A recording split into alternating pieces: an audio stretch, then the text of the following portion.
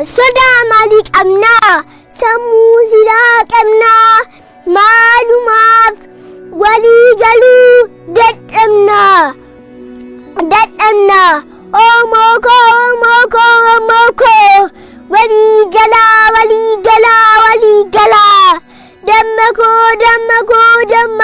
damako isinin jaladda najiyada sabako guddan sa'ina muca waggaa fuiti kanakka kiyya mana hammoti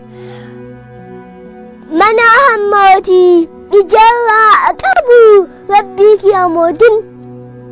anjirtahu hamya adakoti ketan qabsaya amya koti qawen sadatina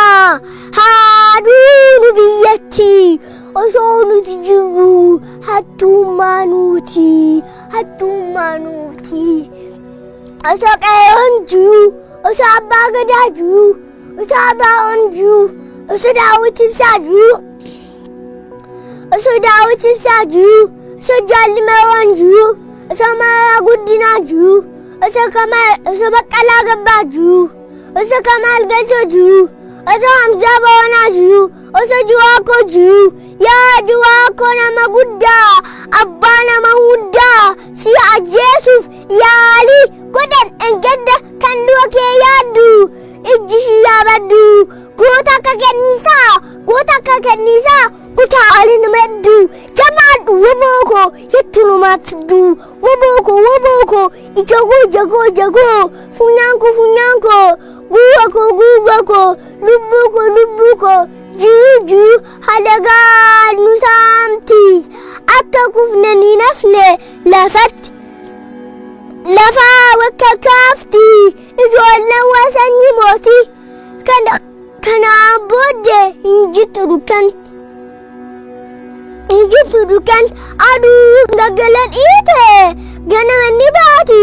gaaf tokko ni kaati ugaan sabakooti yaa sobduu nagaatti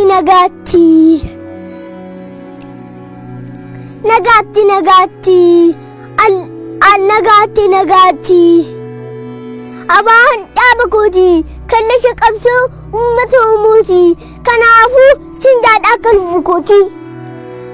sinjaadha kolbukooti gaafta kun soomta obsu